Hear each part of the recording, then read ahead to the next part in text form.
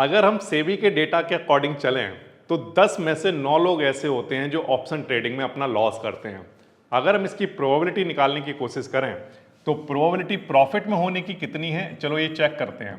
तो probability of profit, 10 में से कोई एक ही प्रॉफिट कर पा रहा है तो इसकी प्रोबेबिलिटी निकल कर आती है 0.1। और अगर मान लो हम कहते हैं कि 10 में से 9 लोग लॉस कर रहे हैं तो इसकी जो प्रोबेबिलिटी निकल कर आएगी वो है 0.9। अब ये जो प्रोबेबिलिटी मैंने बोर्ड पर लिखी है ये बहुत ही बेसिक मैथ है जो कि आपको बहुत छोटी क्लासों में पढ़ा दिया जाता है, कुछ क्लास 8th या 9th स्टैंडर्ड पर आपको बता दिया जाता है। ये जो 10 में से 9 लोग हैं जो लॉस कर रहे हैं ये कौन लोग हैं, और ये जो एक हैं ये कौन लोग हैं?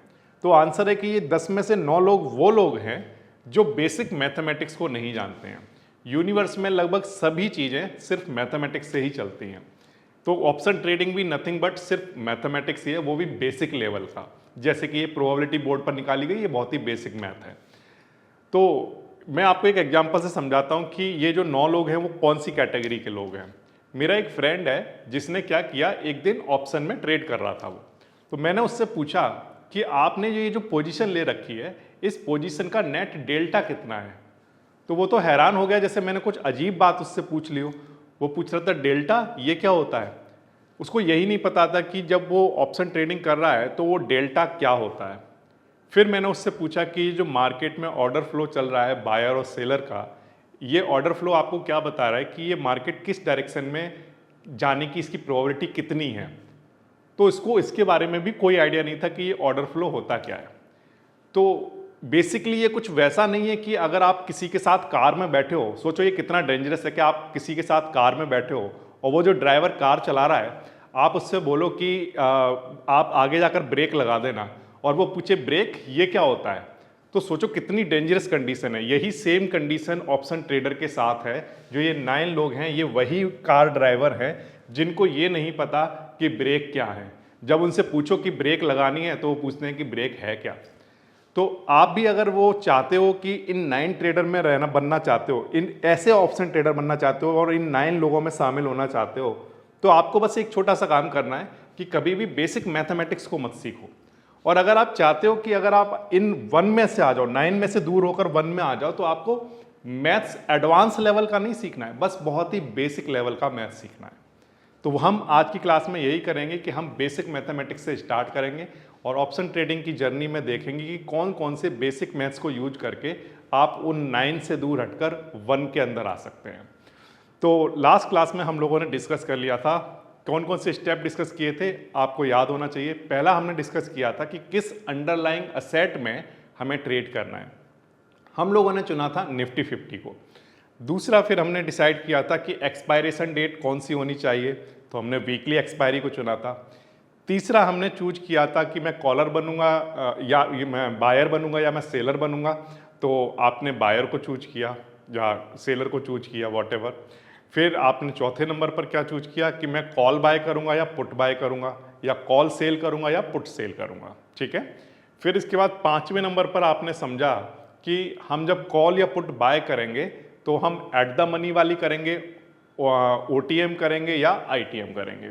तो ये 5 स्टेप हमें ट्रेड लेने से पहले हम डिसाइड कर चुके हैं। तो मैंने माना कि आप एट द मनी की कॉल बाय करने वाले हो, ठीक है। तो चलो इसके बेसिक मैथमेटिक्स को समझने की कोशिश करते हैं। सबसे पहली चीज, जब भी आप किसी भी कॉल को बाय करने वाले हो, मान लो आप ट्रेड करना स्टार्ट कर रहे हो और सबसे पहली चीज आपने स्क्रीन पर क्या करनी है कि आप कॉल को बाय करने वाले हो, ठीक है। आप कॉल को बाय कब करोगे, तो सबसे पहले तो आपको यह पता होना चाहिए कि हमें कॉल को बाय क्यों करना है और कब करना है, ठीक है। ये सब आपको पता होना चाहिए। तो अगर मान लो आप मार्केट में बुलिश हो, क्या हो, बुलिश हो। बुलिश हो का क्या मतलब है सर? बुलिश हो का मतलब ये है कि अगर मार्केट आपको लगता है कि ऊपर की तरफ जा रहा है, अगर मार्केट का प्राइस बढ़ेगा, मार्केट का स्पॉट प्राइस बढ़ने वाला है, तो हम कहते हैं कि आप मार्केट को लेकर बुलिश हो। तो जो आपका ओवरव्यू है या मैं कहूँ डायरेक्शन है, वो डायरेक्शन कैसी है, तो आंसर है आपकी जो डायरेक्शन है वो है बुलिश डायरेक्शन। तो मैं यहाँ पर नोट कर देता हूँ बुलिश, ठीक है। आप मार्केट को लेकर बुलिश हो, बुलिश का मतलब बढ़ेगा मार्केट, ओके। नाउ अब बढ़ेगा मार्केट का मतलब थोड़ा सा समझने की कोशिश कर लेते हैं। जैसे मान लो हम बात कर रहे हैं किसकी, निफ्टी 50 की, निफ्टी 50। ओके, इसका जो स्पॉट प्राइस है वो भी मैं यहाँ पर नोट कर लेता हूँ। स्पॉट प्राइस मैंने माना कि कितना है, 25,000। ओके, निफ्टी 50 की बातें हो रही हैं, स्पॉट प्राइस 25,000 है और हम इस पर बुलिश हैं। इस बात का मतलब ये है कि हमें ऐसा लग रहा है कि अगर हम नंबर लाइन पर देखें, ठीक है, नंबर लाइन पर देखें तो ये 25,000 से किसकी तरफ जा रहा है, 26,000 की तरफ जा रहा है। अगर आपको ऐसा लग रहा है कि ये इधर की तरफ बढ़ेगा तो इसका मतलब आप मार्केट को लेकर बुलिश हो। ठीक है, इतनी बात क्लियर हो गई, पहला पॉइंट क्लियर है, यस और नो। ठीक, दूसरा, अब आप पोजीशन बनाने वाले हो, तो जब आप पोजीशन बनाओगे बुलिश को लेकर तो आप पोजीशन 3 तरह से बना सकते हो। मतलब इस बात का मतलब ये है कि अभी अगर हम देखें तो मार्केट कहाँ पर है, तो आंसर है 25,000 पर है। ठीक है, तो यही इसकी एट द मनी कॉल होगी। ओके, और अगर मैं इसके लिए out of the money call की बात करूं तो इसके लिए 25,100 क्या होगा, आउट ऑफ द मनी।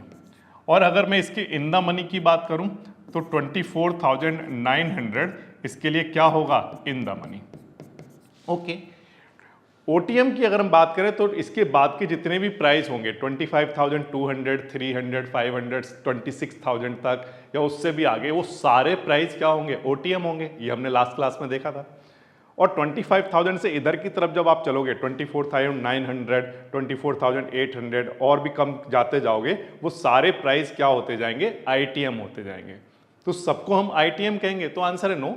जितना आप दूर जाते जाओगे वैसे वैसे हम उसको क्या कहना स्टार्ट कर देंगे कि हम डीप आईटीएम चले गए हैं। कहाँ चले गए हैं, डीप आईटीएम। डीप आईटीएम का मतलब है जैसे कि 24,900 तो इसके पास है, लेकिन इससे थोड़ा सा आप ज़्यादा दूर आ गए हो, जैसे एग्जाम्पल के लिए कहता हूँ 24,500 के आसपास आ गए हो, तो हम कहेंगे कि आप डीप आईटीएम आ गए हो। इसके बाद के सारे जो नंबर्स होंगे वो सब डीप आईटीएम ही होंगे, चाहे आप 24,000 पर चले जाना, 23,000 पर चले जाना, 20,000 पर चले जाना, वो सब डीप आईटीएम ही कहलाएंगे। सिमिलरली अगर हम बात करें ओटीएम की, तो ओटीएम में भी 25,100 के बाद अगर आप मान लीजिए यहाँ पर कहीं आ जाते हैं 25,500, तो हम कहेंगे कि आपने क्या बाय किया है, डीप ओटीएम बाय किया है। अब 25,500 को अगर आप डीप ओटीएम कह रहे हो तो इसके बाद के सारे नंबर्स डीप ओटीएम ही कहलाएंगे। ठीक है, तो फिर से हमने क्या क्या समझा, 25,000 स्पॉट प्राइस है, यानी कि निफ्टी अभी 25,000 पर चल रहा है, ऊपर नीचे हो रहा होगा ये। ठीक है, तो इसका जो स्ट्राइक प्राइस होगा जो कि एट द मनी होगा वो क्या होगा, 25,000। और मैं आपको ये लास्ट क्लास में बहुत ही क्लियरली बता चुका हूं कि स्पॉट प्राइस जो होता है वो लगातार चेंज होता रहता है, बट स्ट्राइक प्राइस लगातार चेंज नहीं होगा। मतलब इस बात का क्या मतलब है, इस बात का मतलब ये है कि ये 25,000 से 25,001 भी होगा, और ये भी हो सकता है ये 25,002 भी हो जाए, ये ऐसा भी हो सकता है कि 24,999 हो जाए। तो इसका जो प्राइस है वो लगातार ऊपर नीचे होता रहेगा, लेकिन जो 25,000 है वो एट द मनी का प्राइस चेंज नहीं होगा जब तक कि ये इसका प्राइस बहुत ज़्यादा ऊपर या बहुत ज़्यादा नीचे ना हो जाए। ये मैं आपको लास्ट क्लास में बता चुका हूँ। तो एटीएम आपको समझ आ गया, ओटीएम आपको समझ आ गया, डीप ओटीएम समझ आ गया, इसके आसपास के प्राइस जो होंगे वो आईटीएम होंगे, और ज़्यादा दूर चले जाओगे तो डीप आईटीएम होंगे। यहाँ तक की बात क्लियर है। ठीक, अब सबसे पहली चीज़ आपको जो डिसाइड करनी है वो ये कि आपको एट द मनी का कॉल परचेज करना है, ओटीएम परचेज करने वाले हो, डीप ओटीएम करने वाले हो, आईटीएम करने वाले हो, या डीप आईटीएम करने वाले हो। तो आपके पास बहुत सारे ऑप्शंस आ गए। अब इन ऑप्शंस में से आज की क्लास में मैं सिर्फ बात करने वाला हूं किसके बारे में, एटीएम के बारे में। धीरे धीरे धीरे धीरे करके जैसे जैसे हम आगे बढ़ते जाएंगे वैसे वैसे हम OTM, deep OTM, ITM, deep ITM, इन सब की बातें इंडिविजुअली डिटेल में करेंगे, जिससे कि ये पिक्चर क्लियर हो जाए कि जब एक कॉल बाय की जाती है तो कौन सी कॉल बाय करने में बेनिफिट होता है, चाहे एटीएम लें, ओटीएम लें या आईटीएम लें, इनमें से किस में ज़्यादा बेनिफिट होता है, किस में ज़्यादा लॉस होता है। ठीक है, यहाँ तक बात क्लियर हो गई। तो आज हम किसकी बात करने वाले हैं, एटीएम की। तो चलिए एटीएम की बात करते हैं। अब मैं सबसे पहले यहाँ पर नोट कर लेता हूँ, क्या यहाँ पर मैं नोट करने वाला हूँ ये कि हम खरीद रहे हैं क्या, कॉल हम खरीद रहे हैं क्या, कॉल। कौन सी स्ट्राइक प्राइस की, 25,000 वाली। कितने रुपए में खरीद रहे हैं, तो आंसर है इसका प्रीमियम है एट 100 रुपीज 100। मैंने माना थोड़ी देर के लिए कि कितना रुपीज है, 100 रुपीज है। ठीक है, इतनी बात आ गई समझ में। तो हमने 25,000 की स्ट्राइक प्राइस की कॉल खरीदी है और उसका एक क्वांटिटी का प्राइस कितना है, 100 रुपीज। एक क्वांटिटी का मतलब देखो समझो, जब भी आप कॉल बाय करोगे या पुट बाय करोगे, आप कुछ भी करोगे, वो हमेशा लॉट में आता है, ना कि क्वांटिटी में आएगा। लॉट का मतलब क्या होता है, इसको भी थोड़ा समझने की कोशिश करते हैं। जैसे मान लो यहां पर मैं लिखता हूं कि एक लॉट निफ्टी का एग्जाम्पल के लिए मान लो 100 क्वांटिटी के इक्वल है। किसके इक्वल है, 100 क्वांटिटी के। तो जब आप कॉल बाय करोगे तो आप निफ्टी की एक क्वांटिटी नहीं खरीद सकते। पहली बात तो ये समझ लो। क्या मतलब है सर इस बात का, एक बार फिर से समझो। आपने ये डिसाइड कर लिया था कि निफ्टी 50 में ट्रेड करोगे, आपने ये भी देख लिया कि 25,000 ATM है, मैं उसकी कॉल खरीदने वाला हूँ। लेकिन जैसे ही आप कॉल खरीदने चलोगे तो आप देखोगे कि वहाँ पर आप उसकी एक क्वांटिटी नहीं खरीद सकते, आपको उसका क्या खरीदना पड़ेगा, एक लॉट। और एक लॉट में कितनी क्वांटिटी है, 100 क्वांटिटी। तो इसका मतलब ये है कि आपको मिनिमम 100 क्वांटिटी खरीदनी ही पड़ेगी।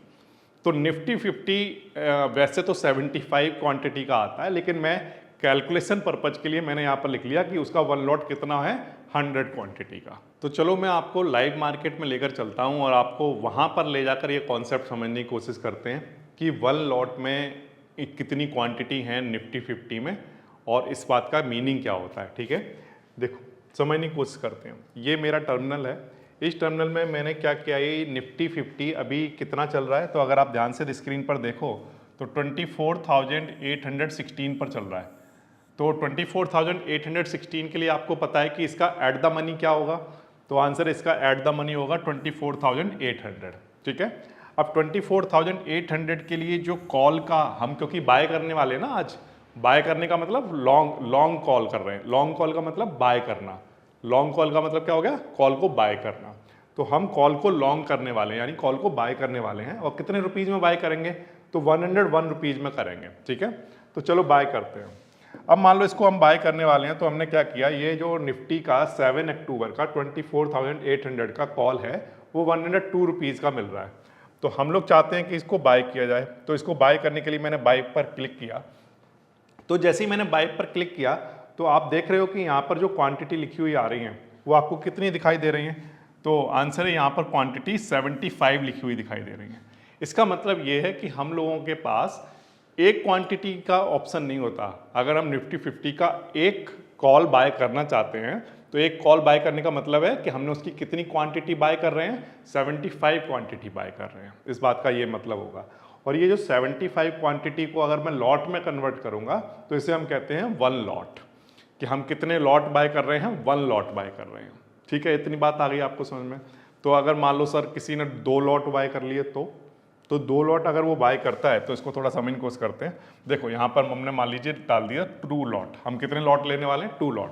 तो अगर आप क्वांटिटी देखोगे तो 75, एक लॉट में 75 क्वांटिटी है, तो 2 लॉट में कितनी हो जाएंगी, 150 हो जाएंगी। तो अब आपको यहाँ पर स्क्रीन पर कितना दिखने लगा, 150 दिखने लग गया। जैसे मान लो एग्जाम्पल के लिए कहता हूँ कि कोई कहता है कि मैं तो 10 लॉट खरीद रहा हूँ। कितना, 10 लॉट। तो अगर कोई 10 लॉट परचेज कर रहा है, बाय कर रहा है, ठीक है, तो बताइए वो क्वांटिटी कितनी परचेज कर रहा होगा। तो आंसर है कि बिल्कुल सिंपल मैथ है, एक लॉट में 75 क्वांटिटी परचेज हो जाती हैं, तो 10 लॉट में कितनी हो जाती होंगी, तो आंसर है 750 हो जाती होंगी। तो ये 750 क्वांटिटी परचेज हो जाएंगी। ओके, यहाँ तक बात आ गई आपको समझ में।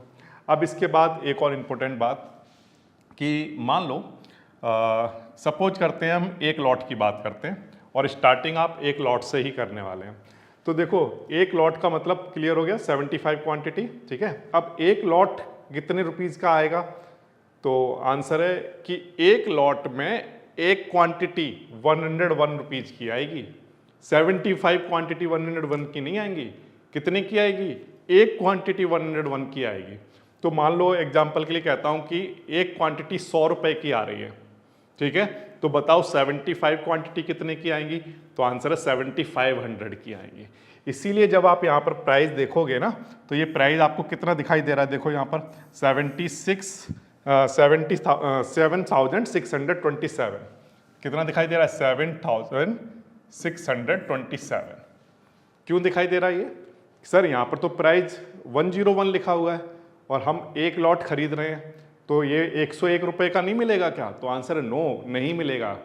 एक लॉट का मतलब है कि आप कितनी क्वांटिटी परचेज कर रहे हैं, तो आंसर है 75 क्वांटिटी परचेज कर रहे हैं, और 75 क्वांटिटी, एक क्वांटिटी का प्राइस इतना है, तो 75 का कितना होगा, तो इन दोनों का क्या करोगे, मल्टीप्लाई कराओगे, और मल्टीप्लाई कराओगे तो ये आंसर आएगा कि इतना मनी रिक्वायर्ड है। सही है, और साथ में वो आपको यहाँ पर ये भी बता देता है कि कितना आपके ऊपर 4 टैक्सेस लगने वाले हैं। ठीक है, इसमें ब्रोकरेज होगी या अदर जो टैक्सेस होते हैं वो लगने वाले हैं, उनको हम डिटेल में किसी अदर वीडियो में डिस्कस करेंगे। तो क्योंकि आज हम बात कर रहे हैं कि सबसे पहली ट्रेड जब लेते हैं तो कौन कौन सी चीज़ें रिक्वायर्ड होती हैं, तो वो 5 क्वांटिटी तो मैंने आपको पहली वाली वीडियो में बता दी, इससे पिछली वाली में, और आज मैंने आपको ये बता दिया कि जब आप ट्रेड लेने चलोगे तो कीप इन माइंड, क्या बात माइंड में रखनी है कि हम एक ही लॉट ले रहे हैं, लेकिन एक लॉट का मतलब हम 75 क्वांटिटी ले रहे हैं, और एक क्वांटिटी अगर 100 रुपए की आ रही है तो 75 को 100 से मल्टीप्लाई कराना है। अगर मान लो एक क्वांटिटी सर 200 की आ रही होती तो 75 को 200 से मल्टीप्लाई कराना होता, उतने पैसे चाहिए।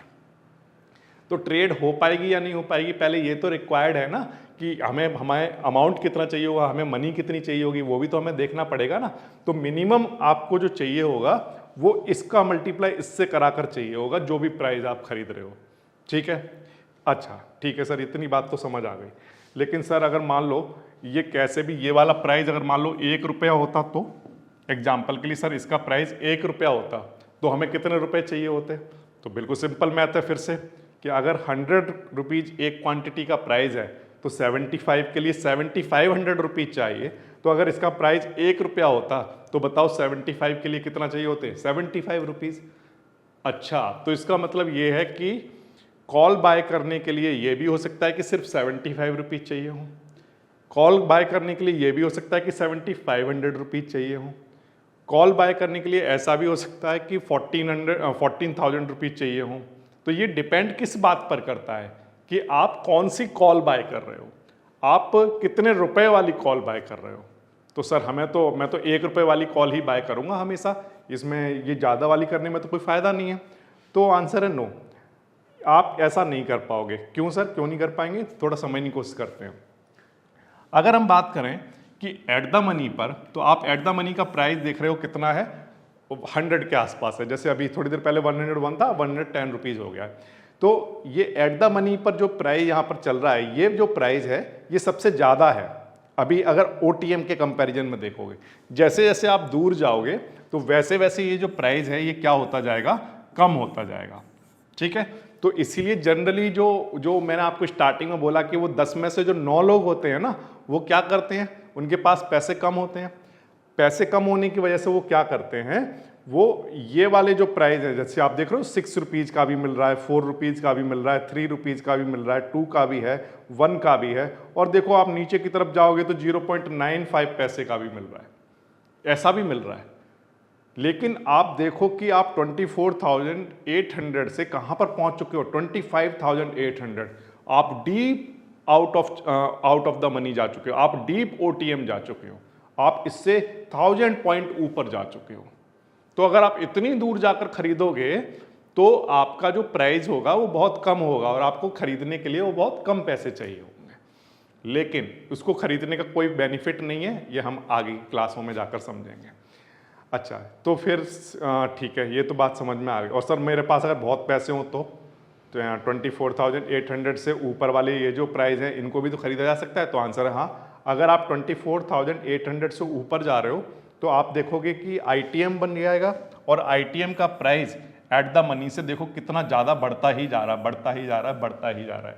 क्यों बढ़ता जा रहा है, क्यों इसको परचेज करना चाहिए या नहीं करना चाहिए, ये भी हम धीरे धीरे आगे की क्लासों में देखते जाएंगे। बट टुडे हमारा जो टॉपिक है वो क्या है, हमारा टॉपिक आज का सिर्फ ये है कि एक कॉल को बाय करने से पहले क्या क्या चीज़ों की रिक्वायरमेंट है। अभी हम सिर्फ स्टार्टिंग की 3 या 4 वीडियोस में सिर्फ रिक्वायरमेंट को समझ रहे हैं। अगर हमें रिक्वायरमेंट हमारी फुलफिल हो रही है तब एक ट्रेड इनिशिएट की जा सकती है, ठीक है। ओके, नाउ अब हम चलते हैं वापस से अपने कॉन्सेप्ट पर। तो चलिए, हमने माना कि हम 25,000 की कॉल ले रहे हैं। कितने रुपीज़ की है वो? 100 रुपीज़ की। तो उसका हम कितने लॉट परचेज कर रहे हैं? तो मैंने माना कि हम उसका 1 लॉट परचेज कर रहे हैं, और उसका जो 1 लॉट है वो आपको पता है कि 75 क्वांटिटी का होता है। लेकिन कैलकुलेशन पर्पज से इजी रखने के लिए मैं क्या कर रहा हूं, मैंने माना कि एक लॉट में कितनी क्वांटिटी आती हैं? 100 क्वांटिटी आती हैं, ठीक है। तो अब आपकी पोजीशन डिसाइड हो गई। क्या पोजीशन डिसाइड हो गई? कि हम लोग सबसे पहले तो हमने डिसाइड किया कि हम बुलिश हैं। बुलिश हैं का मतलब हम सोच रहे हैं कि मार्केट 25,000 से 26,000 जाएगा। दूसरी चीज़, हमने ये डिसाइड कर लिया कि हम एट द मनी कॉल खरीदने वाले हैं, जो कि 25,000 की स्ट्राइक की खरीदेंगे, और उसका हम प्रीमियम कितना पे करेंगे? 100 रुपीज़। और उसके कितने लॉट परचेज करने वाले हैं? तो हमने माना 1 लॉट परचेज करने वाले हैं। और एक लॉट में वैसे तो 75 क्वांटिटी होती हैं निफ्टी 50 में, लेकिन हमने अपने एग्जाम्पल पर्पज के लिए हमने क्या ले लिया कि 100 क्वांटिटी ले ली हैं, जिससे कैलकुलेशन आसान से रहे। अच्छा, अब इसके बाद हम लोग डिसाइड करेंगे नेक्स्ट चीज़ जो आती है वो है मैक्सिमम रिस्क और मैक्सिमम रिवॉर्ड। यानी कि इस कॉल को लेने से पहले आपको ये पता होना चाहिए, इस ट्रेड को इनिशिएट करने से पहले ही आपको बहुत क्लियर होना चाहिए कि आपको इस ट्रेड में कितना लॉस हो सकता है और कितना प्रॉफिट हो सकता है। तो चलिए हम समझने की कोशिश करते हैं कि जैसे ही हम इस ट्रेड को इनिशिएट करते हैं तो कितना लॉस या कितना प्रॉफिट होगा। लेकिन एक चीज़ अपने माइंड में ये बात कंसीडर कर लेना कि ये जो ट्रेड हम ले रहे हैं, ये हम ले रहे हैं एक्सपायरी डे वाले दिन। कौन से दिन लेने वाले हैं? एक्सपायरी डे वाले दिन लेने वाले हैं, ठीक है। तो मैं यहाँ पर भी कहीं नोट कर लेता हूँ कि ये एट एक्सपायरी डेट, ठीक है, एक्सपायरी डेट वाले दिन ही हम ले रहे हैं। मैंने माना कि ये ऑप्शन आज ही एक्सपायर हो जाएगा, ठीक है। तो हमने मॉर्निंग में कॉल ले ली है और ये ऑप्शन आज दोपहर में 3:30 तक ये क्या हो जाएगा? एक्सपायर हो जाएगा। तो जो भी प्रॉफिट लॉस है वो बहुत ही क्लियर हमारे माइंड में पहले से हो जाएंगे। वैसे तो ये एक्सपायरी डेट के अलावा क्या आपने किसी भी दिन परचेज किया है, ठीक है, तब भी आपका प्रॉफिट और लॉस का जो सिनारियो है वो कभी भी चेंज नहीं होगा, वो उतना ही बना रहेगा, ठीक है। लेकिन मैं सिर्फ एग्जाम्पल पर्पज के लिए मैंने माना कि एक्सपायरी डेट आज ही है। ओके, अब देखते हैं डिफरेंट सिनारियो, समझने की कोशिश करिए। निफ्टी आपने जैसे ही ट्रेड लिया, निफ्टी कहाँ पर था? 25,000 पर था, ठीक है। आपने जो कॉल का प्रीमियम दिया वो कितना रुपीज़ दिया? 100 रुपीज़ दिया। ओके, नाउ अब मान लीजिए 25,000 से निफ्टी बढ़कर आ जाता है 25,200, इतना हो जाता है, सही है। तो मैंने माना कि आप अभी के लिए मैंने ये माना कि आपका हर एक पॉइंट बढ़ने पर, निफ्टी के हर एक पॉइंट बढ़ने पर क्या होता है कि ये जो आपका प्रीमियम है ये भी 1 रुपीज़ बढ़ जाता है। अभी सिर्फ एग्जाम्पल के लिए मैंने ऐसा माना, बट ऐसा होता नहीं है। तो 25,000 से ये 25,200 हो गया, ठीक है। तो आपको 200 पॉइंट ये बढ़ गया। अब ये 200 पॉइंट बढ़ा तो आपका ये जो प्रीमियम है ये भी 200 पॉइंट बढ़ा होगा। तो आपका क्या हो गया? यहाँ पर 300 रुपीज़ का प्रीमियम हो गया। उसी स्ट्राइक प्राइस का अगर हम प्रीमियम देखेंगे तो कितना पहुँच चुका होगा? 300 रुपीज़। तो आपका प्रॉफिट कितना हो गया बताइए? तो आंसर सर हमने 100 रुपीज़ में ख़रीदा था और एक क्वांटिटी पर हमें 200 रुपये का प्रॉफिट होने लग गया। कितने का प्रॉफिट होने लग गया? 200 रुपीज़ का। ओके, तो ये प्रॉफिट हो गया 200 रुपीज़ का। अब ये एक क्वांटिटी पर प्रॉफिट हो रहा है। ऐसी हमने कितनी क्वांटिटी खरीदी हैं? तो आंसर सर हमने 1 लॉट खरीदा था। और 1 लॉट का मतलब क्या होता है? 1 लॉट का मतलब होता है 100 क्वांटिटी। कितनी?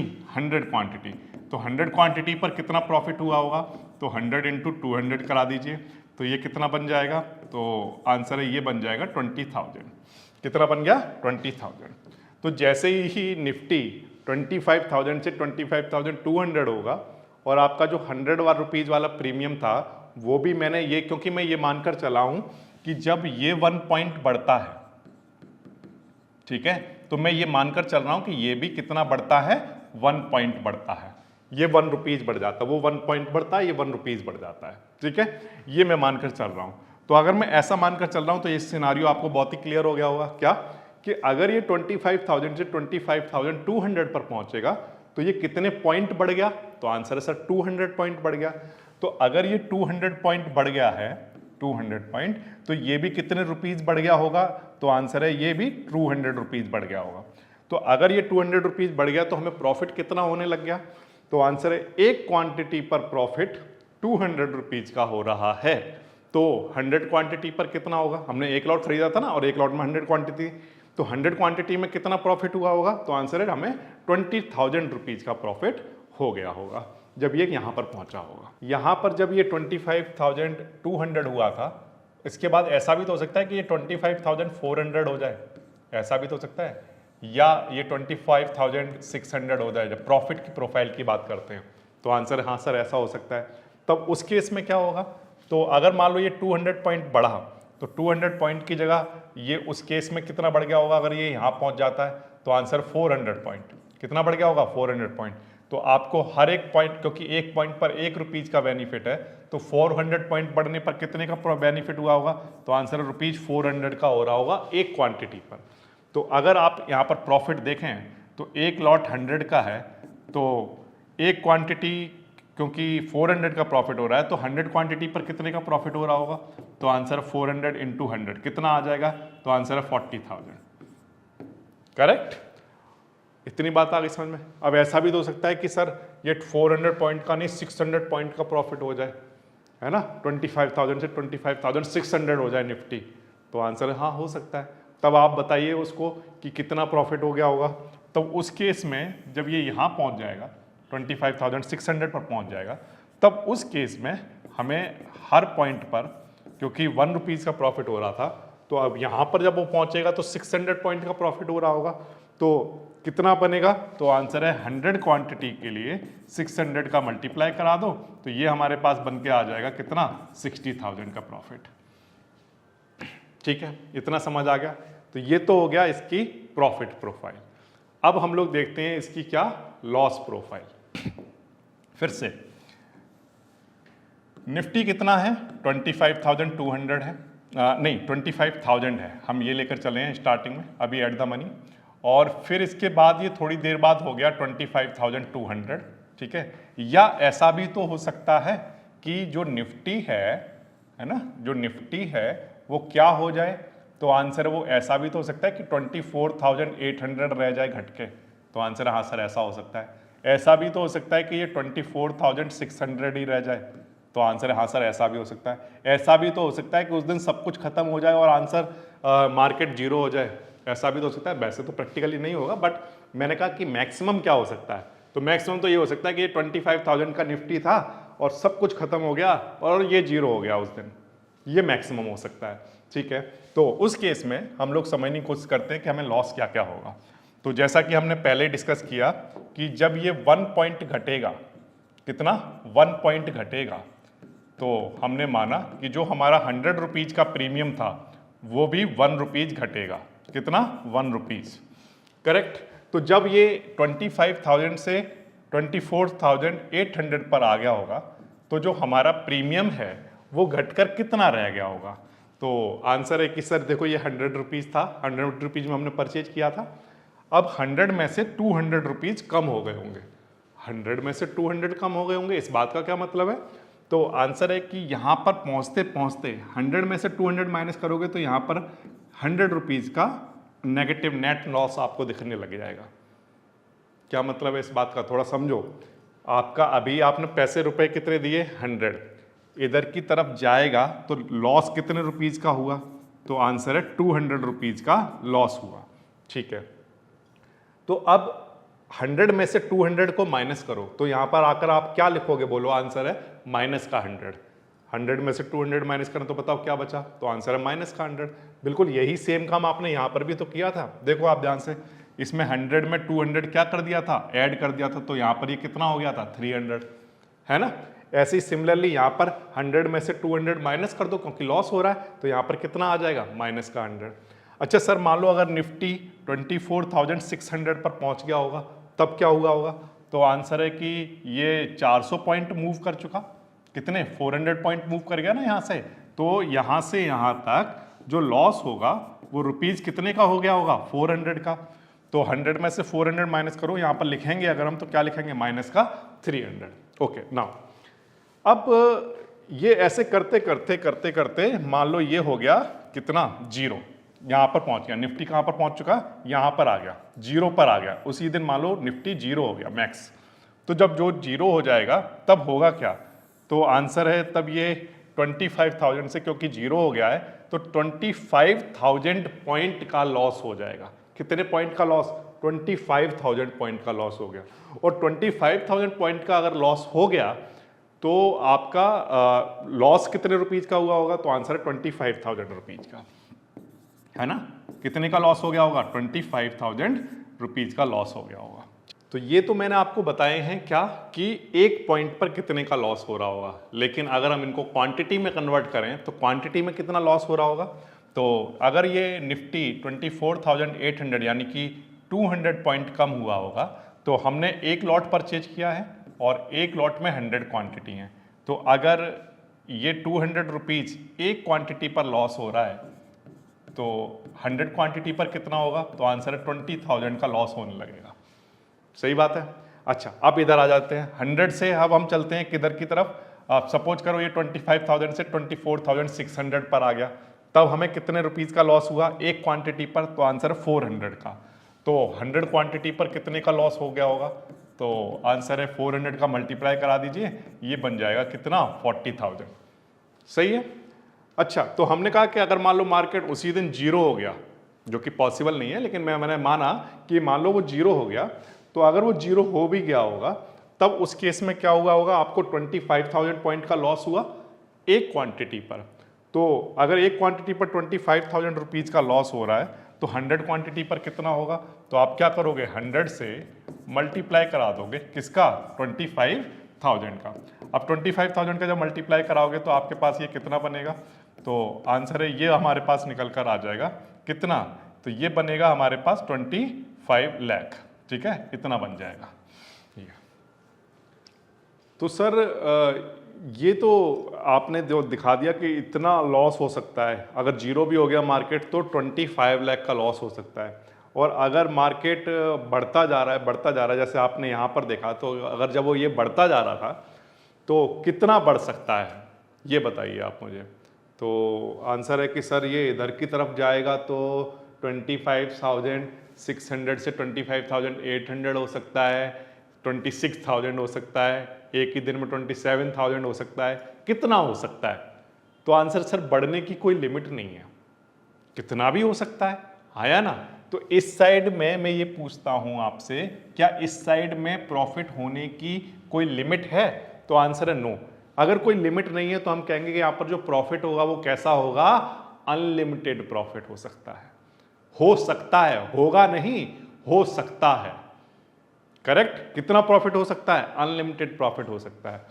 तो सर लॉस कितना हो सकता है? तो लॉस मैक्सिमम कितना हो सकता है? 25 लाख का लॉस हो सकता है मैक्सिमम, क्योंकि मार्केट 0 से ज्यादा कुछ नहीं हो सकता। लेकिन इधर की तरफ देखोगे तो आप मार्केट क्या हो सकता है? इनफाइनाइट तक जा सकता है।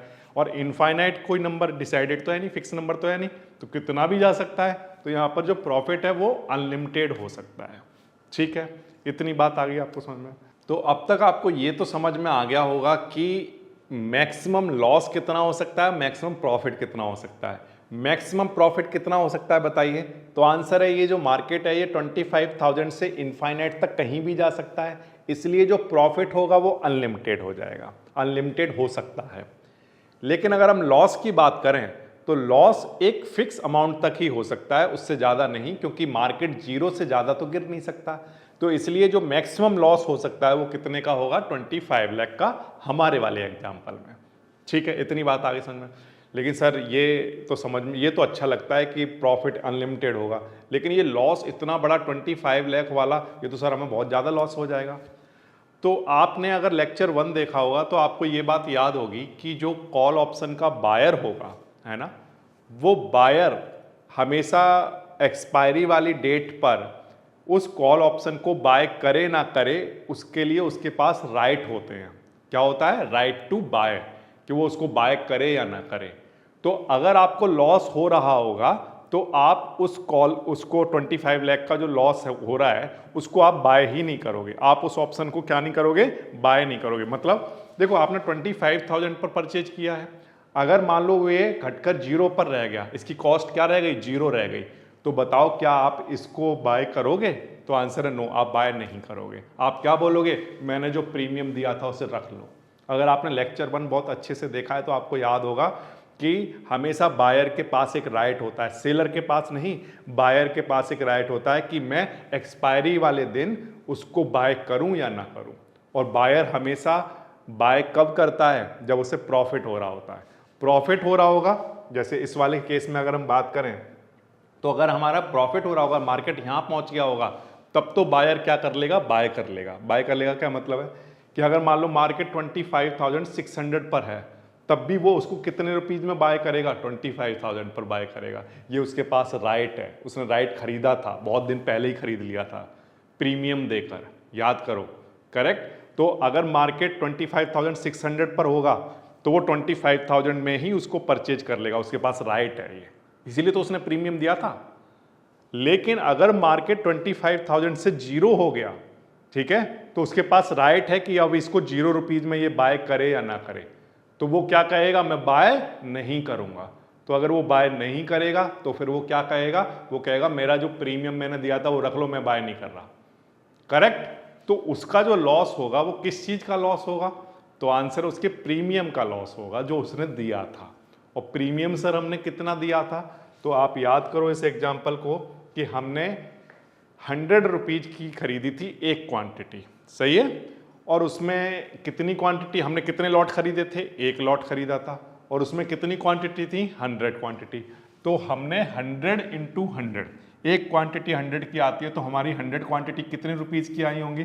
तो हमारा जो टोटल प्रीमियम होगा, जो हमारा टोटल प्रीमियम होगा वो 100 इंटू 100 करा दीजिए आप, ठीक है, कितना? 100 इंटू 100। तो आपका जो नेट प्रीमियम आपने दिया था वो कितने रुपीज का दिया था? 10,000 का दिया था, ठीक है। इतनी बात आ गई आपको समझ में?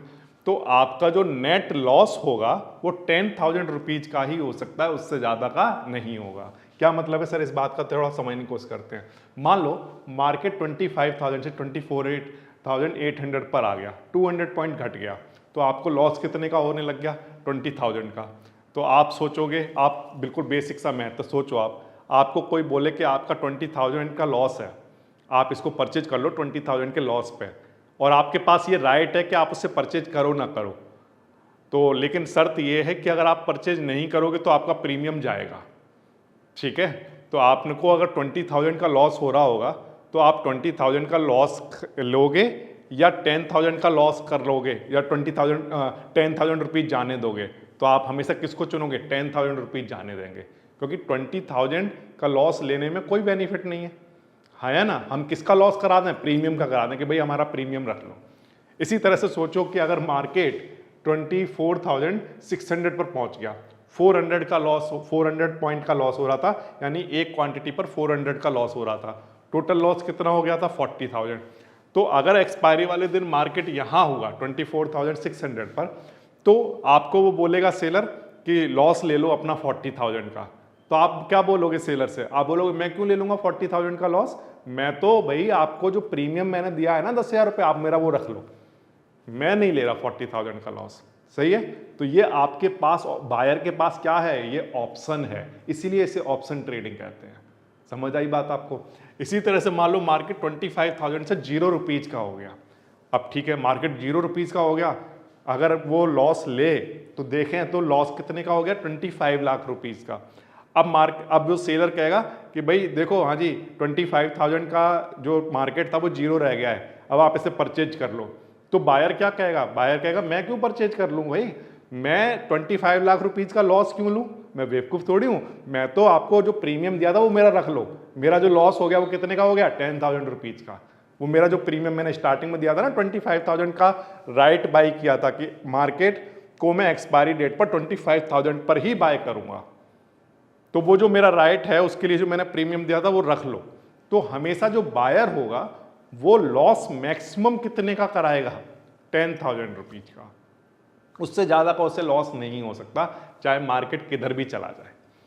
इतनी बात आगे समझना। और प्रॉफिट कितने का हो सकता है, तो अगर उससे प्रॉफिट हो रहा होगा तो वो क्या करेगा, तो आंसर जितना प्रॉफिट हो रहा होगा तो वो प्रॉफिट तो वो ले लेगा। लेकिन एक बात ध्यान रखना कि चाहे उसे लॉस हो रहा हो चाहे उसे प्रॉफिट हो रहा हो, दोनों केस में प्रीमियम जो है वो तो सेलर को दिया जा चुका है। चाहे उससे लॉस हो रहा हो तब भी वो क्या करेगा, 10,000 रुपीज का दे चुका प्रीमियम।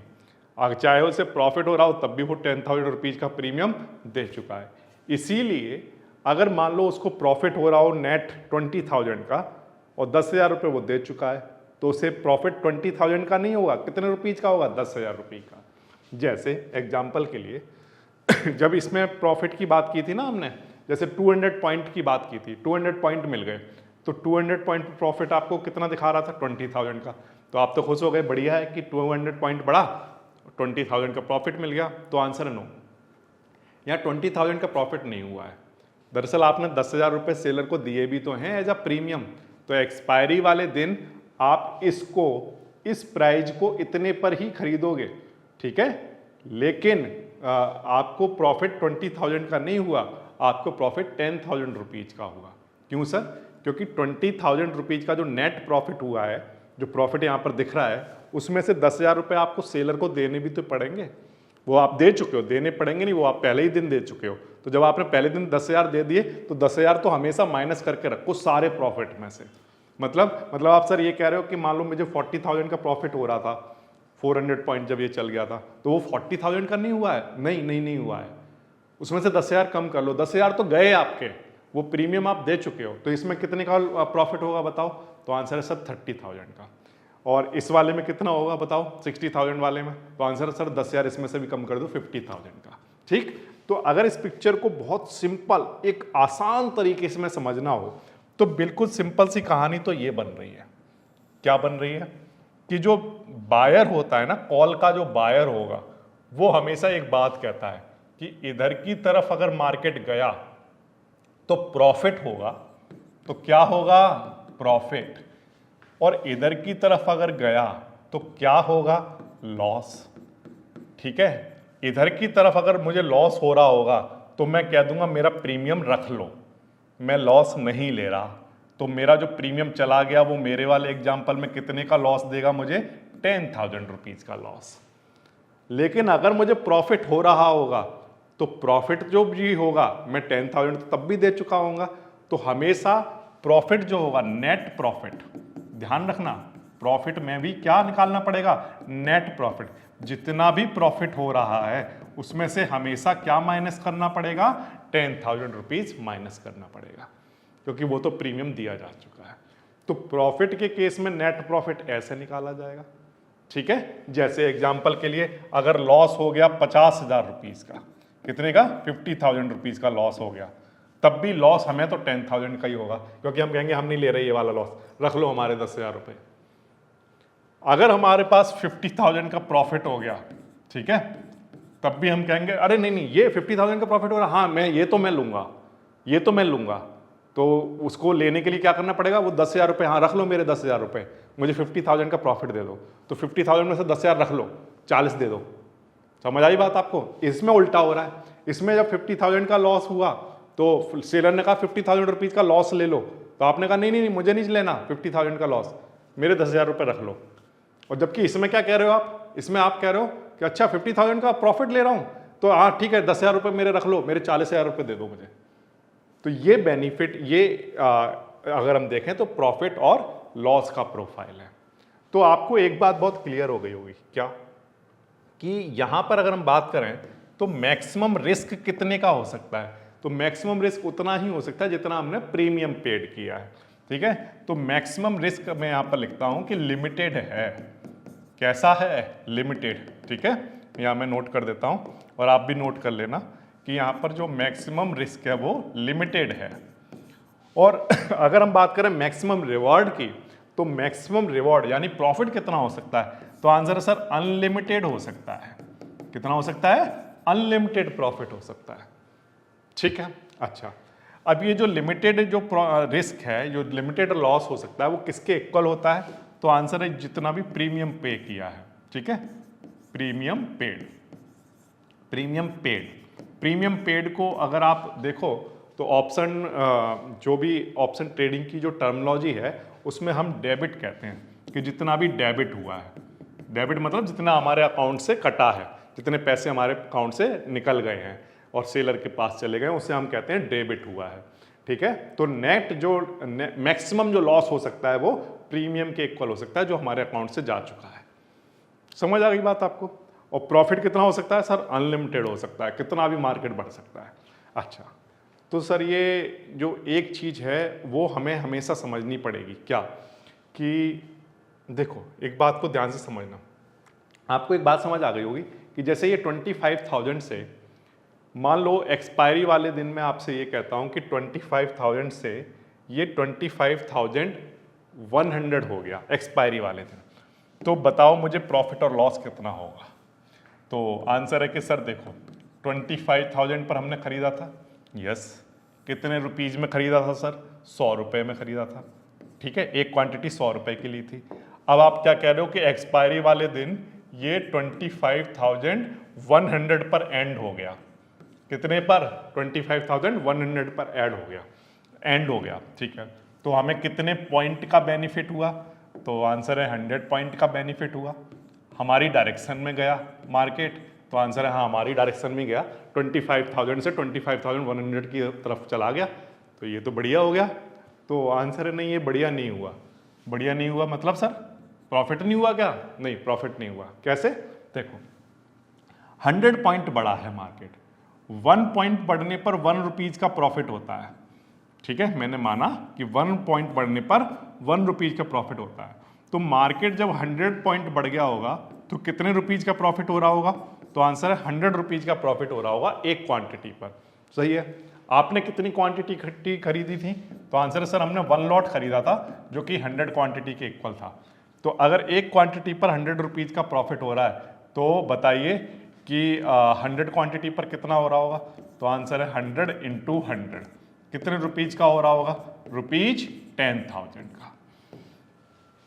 कितने का हो रहा होगा? रुपीज 10,000 का प्रॉफिट हो रहा होगा। तो सर हो तो रहा है प्रॉफिट, तो बढ़िया है, 10,000 रुपीज का प्रॉफिट हो रहा है और आप कह रहे हो कि कुछ फायदा नहीं हुआ। तो मैं ये कह रहा हूं कि 10,000 रुपीज तो आपके अकाउंट से चले ही गए थे स्टार्टिंग में, आया ना? 10,000 तो आप दे चुके थे और 10,000 का भी प्रॉफिट हो रहा है आपको। ठीक है, तो आपको प्रॉफिट हुआ कहाँ? समझो, सेलर कह रहा है कि देखो मार्केट एंड हो गया 25,100 पे, तो तुमने मुझे पहले दिन 10,000 रुपीज दिए थे ना, उसका प्रॉफिट हो रहा है तुम्हें, ले लो वापस। तो आप कहोगे कि हाँ ठीक है दे दो मुझे 10,000 रुपीज, तो लेकिन उसके बदले में आपको क्या करना पड़ेगा? वो 10,000 रुपीज तो आप पहले ही दे चुके हो और वो 10,000 रुपीज वापस आ गए आपके, तो आपको नेट प्रॉफिट कितना हुआ? 0। कितना प्रॉफिट हुआ? Net profit 0।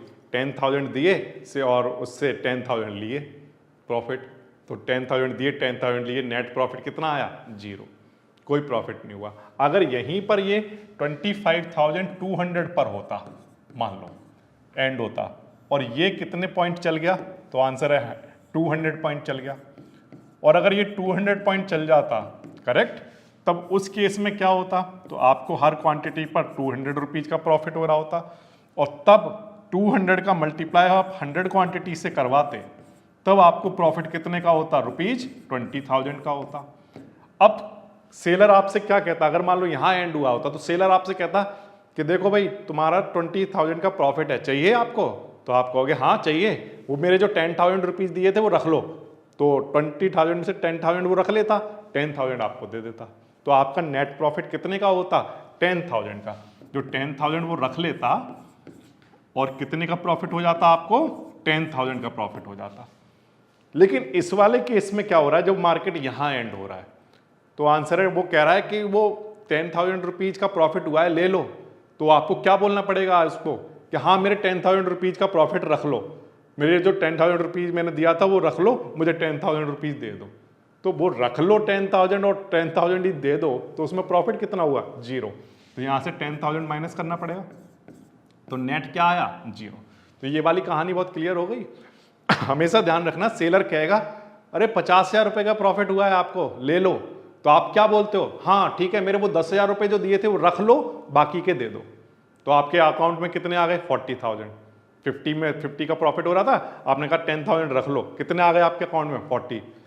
सेलर ने बोला अरे आपको 30,000 का प्रॉफिट हो रहा है, ले लो, तो आपने कहा हाँ मेरे 10,000 रख लो, बाकी के दे दो, तो कितने देगा आपको, 20,000।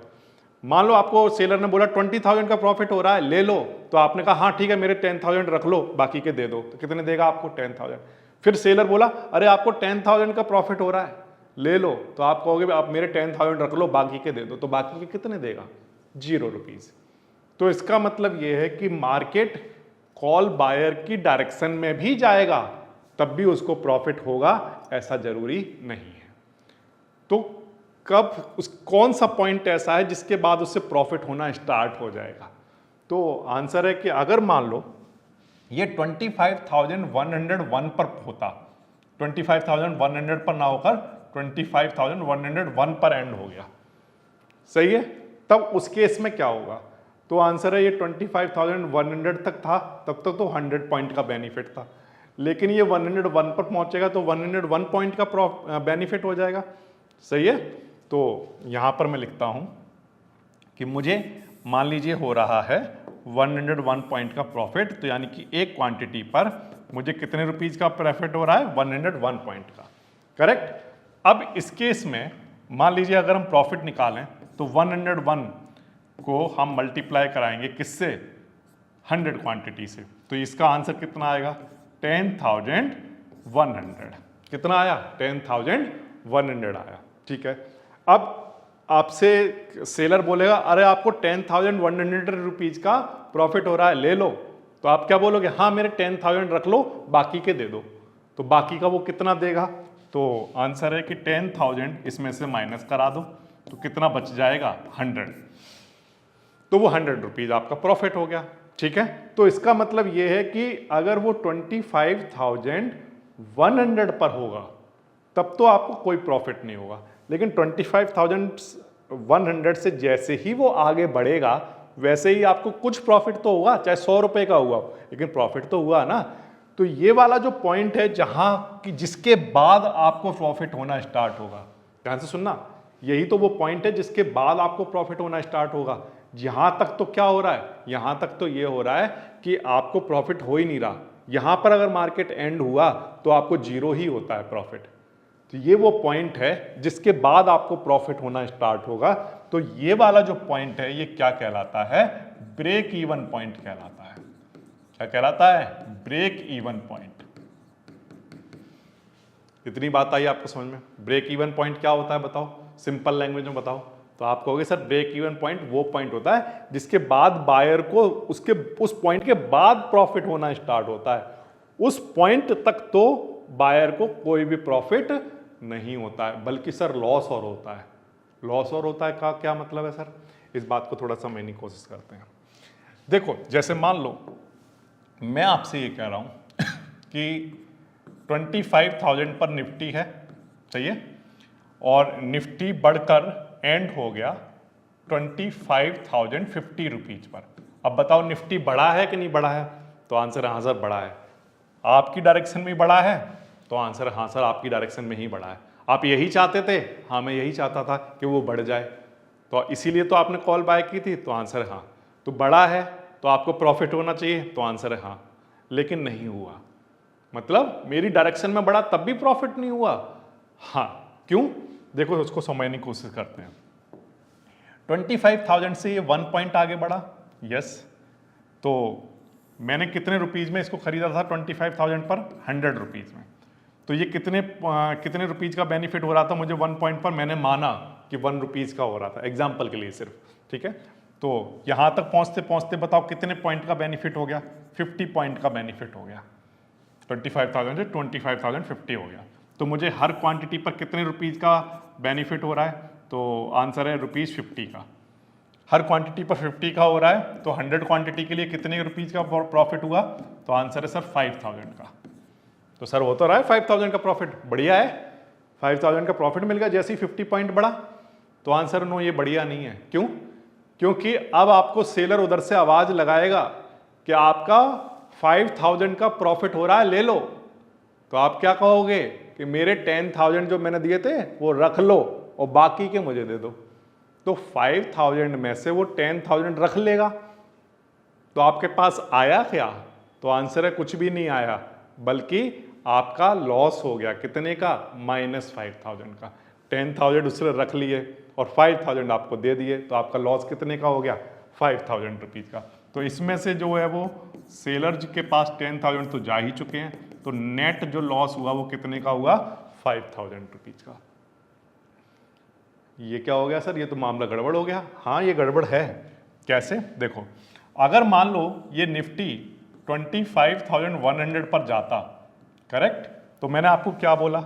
मैंने आपको बोला कि उस केस में आपको ये जो पॉइंट मिलते वो कितने मिल चुके होते? तो आंसर है 100 पॉइंट मिल गए होते। कितने मिले होते बताओ? तो आंसर है सर 100 पॉइंट। यहां से यहां तक 100 पॉइंट मिल चुके होते, और उस केस में हर क्वांटिटी पर कितने का बेनिफिट हो चुका होता? तो आंसर है ₹100 का। तो उस केस में प्रॉफिट कितना हो रहा होता?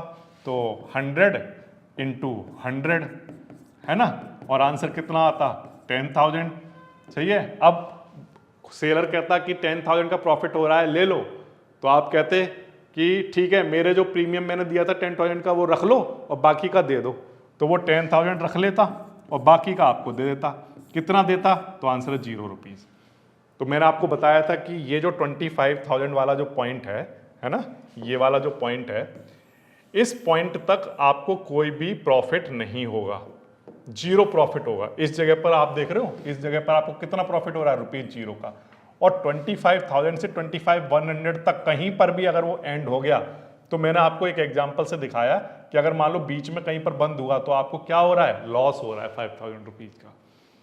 ये नुकसान है बाइंग करने का। समझ आया आपको कि मार्केट आपने सोचा था ऊपर जाना चाहिए, जा रहा है, फिर भी लॉस हो रहा है। 50 पॉइंट बढ़ा तब भी 5,000 रुपए का लॉस हुआ, क्योंकि सामने से सेलर कह रहा था 5,000 रुपए का प्रॉफिट हो रहा है, ले लो। तो हमेशा हमें इधर से क्या आवाज लगानी पड़ेगी? हाँ ठीक है, 10,000 रख लो, बाकी के दे दो। तो ये तो 5,000 का लॉस हुआ, वो कुछ देगा ही नहीं आपको, 5,000 का लॉस और हो जाएगा आपका।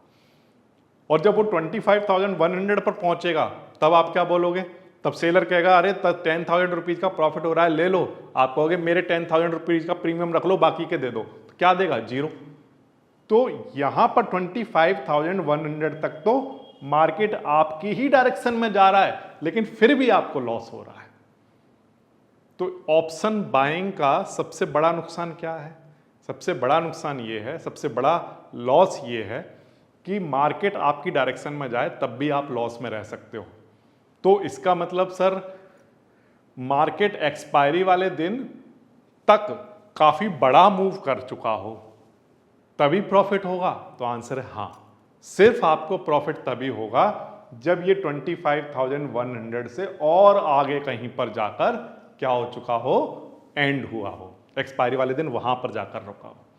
क्योंकि देखो इधर तो जाएगा तो आपका 10,000 रुपीज गए, जो आपका प्रीमियम था वो लॉस हो गया। इधर भी जाएगा तब भी ऐसा नहीं है कि जैसे 25,001 हुआ तो आपको प्रॉफिट हो जाएगा। नो, 25,100 तक भी प्रॉफिट नहीं हो रहा, उसके बाद होना स्टार्ट होगा। और इस पॉइंट का नाम हमने क्या रखा है? Break even point. तो sir break even point trade लेने से पहले ही डिसाइड करना चाहिए? तो आंसर है यस। तो जो मैंने आपको 5 पॉइंट बताए थे लेक्चर नंबर 2 में, उन पॉइंट में एक पॉइंट ये और ऐड कर लो कि ट्रेड लेने से पहले हमें ब्रेक इवन पॉइंट पता होना चाहिए। अब सर ब्रेक इवन पॉइंट निकाला कैसे करें? बिल्कुल सिंपल है। बताओ ब्रेक इवन पॉइंट क्या है? तो आप कहोगे सर ब्रेक इवन पॉइंट है हमारा 25,100। ये हमारा क्या है? Break even point, correct. ये कैसे निकालें सर? फटाफट से निकालना हो तो मैं आपसे ये कहता हूं कि 25,000 की आपने स्ट्राइक प्राइस को परचेज किया था, कितने प्रीमियम पे परचेज किया था? तो 100 रुपीज था। तो 25,000 में 100 ऐड कर दो तो आपका क्या निकल कर आ जाएगा? Break even. क्या किया सर? देखो जो स्ट्राइक प्राइस आपने परचेज की थी, ठीक है, उसमें क्या ऐड कर दिया करो? प्रीमियम जितना पे किया है, ठीक है। तो क्या निकल कर आ जाता है? तो आंसर है ब्रेक इवन निकल कर आ जाता है। क्या निकल कर आ जाता है? Break even. जैसे कि 25,000 का आपने कॉल बाय किया था और 100 रुपीज़ का प्रीमियम दिया था, तो 25,000 में 100 रुपीज़ आप क्या कर दो? ऐड कर दिया करो, तो वो आपका क्या निकल कर आ जाएगा? Break even. और ब्रेक इवन क्या होता है? ब्रेक इवन वो पॉइंट होता है जिसके बाद प्रॉफिट होना स्टार्ट होगा, उससे पहले तो लॉस ही होगा। ठीक है, तो ब्रेक इवन पॉइंट समझ में आ गया, यहां तक भी कोई डाउट नहीं। अब ब्रेक इवन का जो है फॉर्मूला आप लोग याद कर लो। क्या होता है ब्रेक इवन का फॉर्मूला? बताओ, ब्रेक इवन का फॉर्मूला क्या होता है? तो आंसर है जितने की हमने स्ट्राइक प्राइस को परचेज किया है, ठीक है, उसमें ऐड कर दिया करेंगे क्या? प्रीमियम। प्रीमियम ऐड कर दिया करेंगे। क्या मतलब है सर इस बात का? जैसे बताओ, चलो मैं आपसे पूछता हूं, ब्रेक इवन समझाओ थोड़ा। 25,000 की हमने कॉल खरीदी, 100 रुपीज़ का प्रीमियम दिया, ठीक है, तो बताओ ब्रेक इवन का आंसर कितना आएगा? तो आंसर 25,100 के बाद, जब निफ्टी 25,000 पर खरीदा और 25,100 के बाद हमें प्रॉफिट होना स्टार्ट होगा। अगर मान लो सर हमने एग्जांपल के लिए 25,000 सपोज करो 100 की हमने कॉल खरीदी होती, 25,100 की मान लो एट द मनी होता और हमने ये खरीदा होता, और हमने मान लो प्रीमियम दिया होता इस क्वांटिटी के लिए 200 रुपये का। कितने रुपीज़ का? 200 रुपीज़ का दिया होता। तब बताना हमारा जो ब्रेक इवन है वो कितना होगा? तो आंसर है 25,000 कितना? 300। चाहिए? तो अब आपको एक पैटर्न नजर आ रहा है क्या? कि जितनी आप स्ट्राइक खरीदते हो, है ना, उसके कितने बाद हमें प्रॉफिट होना स्टार्ट होता है? तो आंसर है प्रीमियम बाद। ऐसे याद कर सकते हो, जितना हमने प्रीमियम किया है उतने के बाद, यानी कि 25,100 पर 200 के बाद 200 ऐड कर दो, यानी 25,300 के बाद हमें प्रॉफिट होना स्टार्ट होगा। ठीक है, ये हमारा ब्रेक इवन बनेगा। अगर मान लो सर हमने 24,800 की कॉल परचेज की होती और इसके लिए हमने रुपीज़ दिए होते 75, तब बताना क्या होता? तो 24,800 पर अभी मार्केट है, यानी एट द मनी है, मैंने माना, ठीक है, तो उसमें 75 रुपीज़ आपने प्रीमियम दिया है। तो जब मार्केट 24,875 पर पहुंचेगा, ठीक है, उसके बाद अगर आगे कुछ जाएगा तो प्रॉफिट होगा। अगर 24,800 के बाद मान लो 24,850 हो गया, तब भी इनके बीच में है, करेक्ट, तब भी इनके क्या है? बीच में है, तब भी आपको लॉस होगा। आपको 24,800 परचेज करने के बाद जब 75 पर वो पहुंचेगा, 24,875 पर जब वो पहुंचेगा, उसके बाद प्रॉफिट होना स्टार्ट होगा, उसके बीच में लॉस ही रहेगा। इधर कहीं जाए वो तो लॉस होगा ही, लेकिन आपकी डायरेक्शन में जाए तब भी लॉस होगा। तो this is called break even point. तो ब्रेक इवन पॉइंट का फॉर्मूला क्या होता है? तो आंसर है strike price plus premium. Clear है बात आपको? तो चलो मैं अब आपको इसका ग्राफ बनाकर दिखाता हूं, क्योंकि मेरा काम है आपको मैथ्स सिखाना, मैथ्स की बातें करना।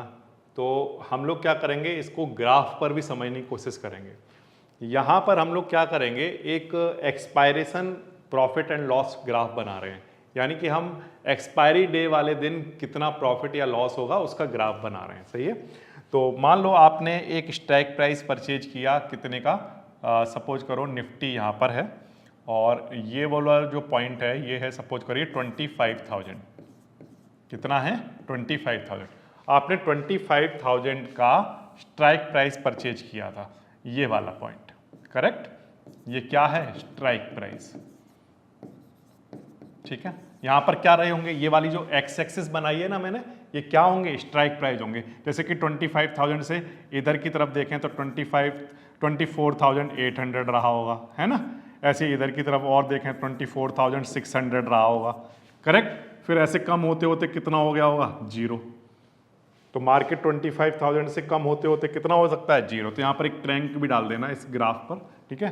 कितना हो गया होगा? 0 हो गया होगा, करेक्ट। अच्छा, इधर की तरफ अगर वो बढ़ना स्टार्ट करें तो कितना हो सकता है? तो आंसर 25,000 से बढ़ के 25,100 हो सकता है, 25,200 हो सकता है ना। ऐसे बढ़ते बढ़ते बढ़ते बढ़ते ये कहाँ तक जा सकता है सर? तो आंसर है कि जब अगर हम इसको बढ़ाते जाएं तो ये इन्फिनिटी की तरफ जा रहा होगा। इधर इन्फिनिटी की तरफ, तो इधर तो ये कितना भी बढ़ सकता है, इधर 25,000 से कितना आ सकता है? 0 आ सकता है। ओके, अब सवाल है कि ब्रेक इवन पॉइंट क्या होगा। तो आंसर है कि 25,000 को जो हमने परचेज किया था वो कितने रुपीज में किया था, इसका प्रीमियम एक क्वांटिटी का कितना दिया था 100 रुपीज, और एक लॉट में कितनी क्वांटिटी थी 100 क्वांटिटी थी। तो आप क्या करोगे, आपका जो टोटल प्रीमियम बना जो आपने पे किया वो कितना पे किया, तो आपने 10,000 रुपीज पे किए।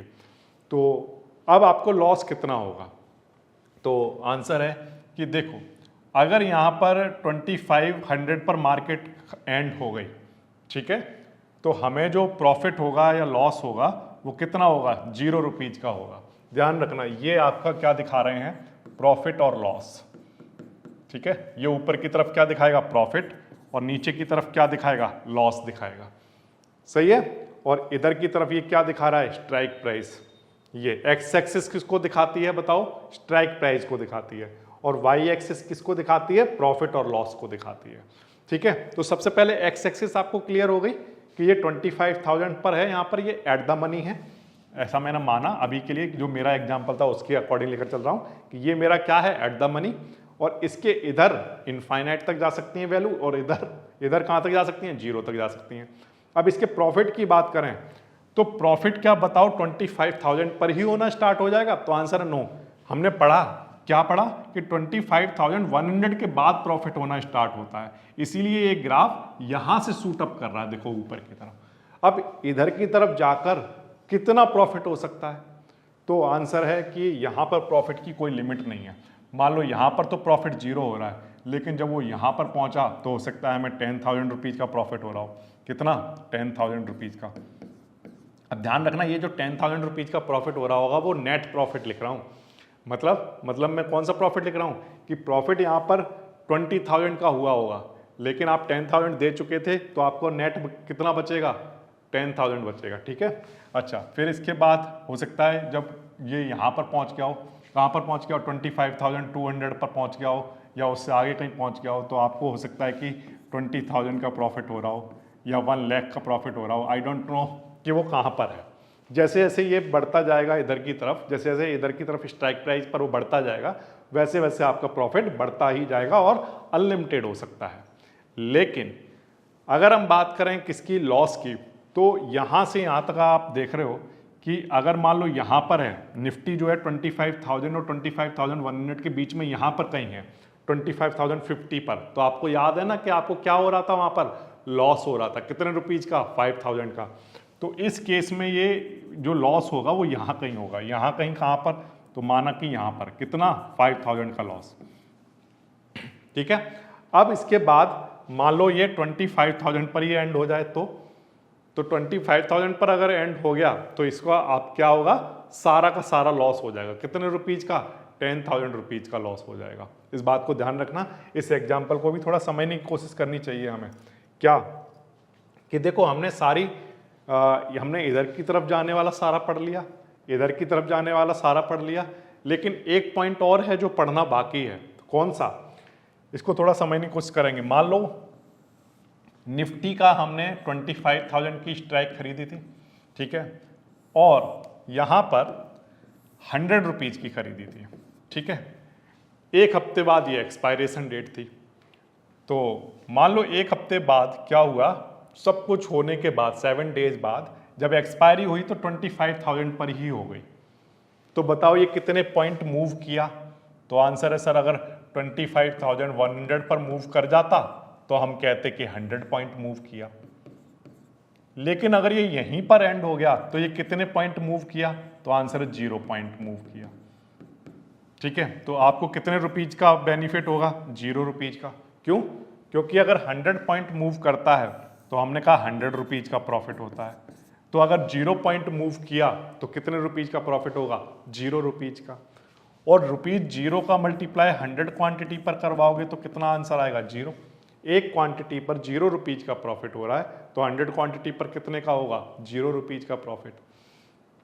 अब आपको सेलर बोलेगा कि आपको 0 रुपीज का प्रॉफिट हो रहा है ले लो, तो आप क्या बोलोगे कि ठीक है मेरे जो 10,000 मैंने दिए थे वो रख लो और बाकी के मुझे दे दो।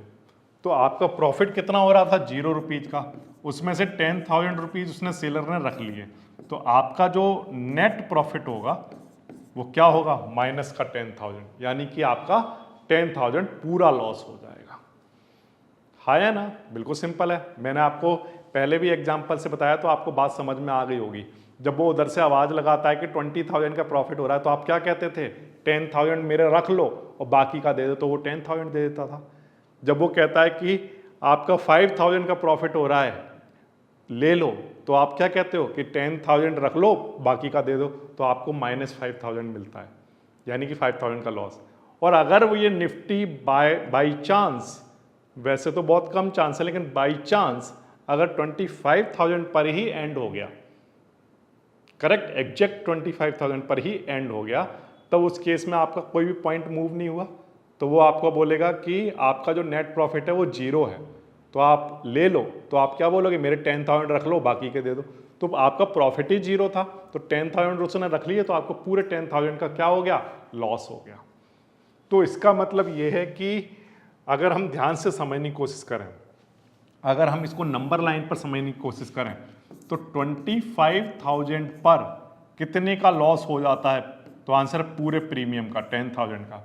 अगर ये 25,050 चल रहा है तब हमें कितने का हो जाता है, -5,000 रुपीज का लॉस होता है। लेकिन अगर ये 25,100 चलता है, 25,100 चलता है, तब हमें कितने रुपीज का लॉस होता है, 0 का। और फिर इसके बाद जब ये 25,200 चल लेता है तब हमें कितने रुपीज का प्रॉफिट हो रहा होता है, 20,000 का। लेकिन क्योंकि 10,000 सेलर ने रख लिए हैं तो हमारा नेट प्रॉफिट कितना होता है, 10,000 रुपीज का। तो ये प्रोफाइल बनती है, अगर आप ध्यान से देखो कौन सी प्रोफाइल बन रही है कि 25,000 से लेकर 25,100 तक, यानी कि हमारे ब्रेक इवन पॉइंट तक हम किस में रहते हैं, लॉस में रहते हैं। और उसके बाद हम किस में आना शुरू होते हैं, प्रॉफिट में आना शुरू होते हैं। इधर की तरफ तो वो यहां पर 25,000 पर ही जब 10,000 का लॉस हो गया है, अब इधर की तरफ तो वो लॉस बढ़ता जाएगा, हाँ या ना। जैसे इधर की तरफ मान लो हो गया 20,000 का लॉस, तो वो कहेगा मेरा आपका 20,000 का लॉस हो गया है ले लो, तो आप कहोगे नहीं नहीं मेरा 10,000 ही रख लो, मैं नहीं ले रहा 20,000 का लॉस, क्योंकि मेरे पास बाय है, बाय करने का राइट है, तो मैं उस राइट को यूज कर रहा हूं और मैं नहीं खरीद रहा। ठीक है, तो इधर तो कितना भी लॉस हो जाए आप कह देते हो मेरा 10,000 रख लो, लेकिन इधर की तरफ भी जब आपकी डायरेक्शन में भी मार्केट जा रहा है तब भी आपका लॉस होता ही रहेगा और इसके बाद प्रॉफिट होना स्टार्ट होता है। तो इसीलिए जब आप इसके प्रॉफिट के ग्राफ को देखते हो तो वो ग्राफ 25,100 के बाद ऊपर की तरफ जाना स्टार्ट होता है, प्रॉफिट की तरफ। उसके नीचे अगर आप देखोगे तो आपका जो लॉस होगा वो मैक्सिमम कितने का होगा, तो आंसर है हमारा जो मैक्सिमम लॉस हो सकता है वो 10,000 का होगा। कितने का, 10,000 का। मतलब देखो अगर ये 25,000 से 24,800 पर पहुंच गया तो आप क्या बोलोगे, मेरे 10,000 रख लो। अगर ये मान लो 24,600 हो गया तो आप क्या बोलोगे, मेरे 10,000 रख लो, तब भी आपका 10,000 का ही लॉस होगा। अगर ये 24,200 हो जाए तो तब भी आप बोलोगे कि मेरा 10,000 रख लो। इधर की तरफ आपका कुछ भी हो जाए, आप क्या बोलते हो, 0 भी हो गया तब भी आप क्या बोलोगे, मेरा 10,000 रख लो। तो आपका जो मैक्सिमम लॉस होगा वो मैक्सिमम लॉस ये है, इतना, ये जो गैप है ना, ये इतना मैक्सिमम लॉस है। मैक्सिमम लॉस कितना है यहाँ पर, 10,000 रुपीज का। ठीक है, ये बात क्लियर हो गई। तो हमेशा ब्रेक इवन पर ध्यान देना चाहिए। ये वाला जो पॉइंट है वो ब्रेक इवन है हमारा, तो ब्रेक इवन के बाद ही आपको प्रॉफिट होगा। So this is the graph of expiration profit and loss. तो आज की वीडियो में हमने ये देखा है कि एक कॉल जब बाय करते हैं तो बहुत सारी चीजें होती हैं जो हमें पता होनी चाहिए।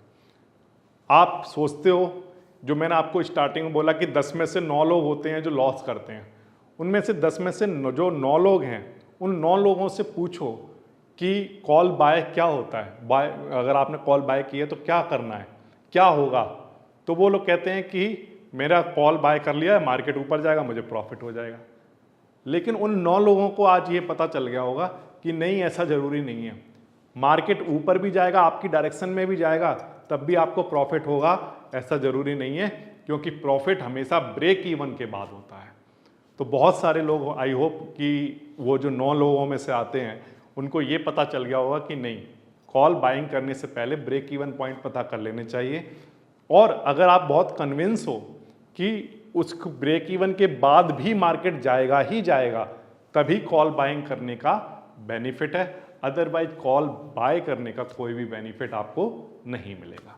तो उम्मीद है कि ये वीडियो आपको पसंद आई होगी, आपको हेल्पफुल रही होगी। अगर आपको ये वीडियो हेल्पफुल लगी हो तो प्लीज़ कमेंट सेक्शन में ज़रूर बताना कि ये वीडियो हेल्पफुल थी या नहीं। और अगर ये चैनल आपको लगता है कि हेल्पफुल है तो प्लीज़ इसको ज़रूर सब्सक्राइब ज़रूर करना। मिलता हूँ आपसे नेक्स्ट वीडियो में। Thank you.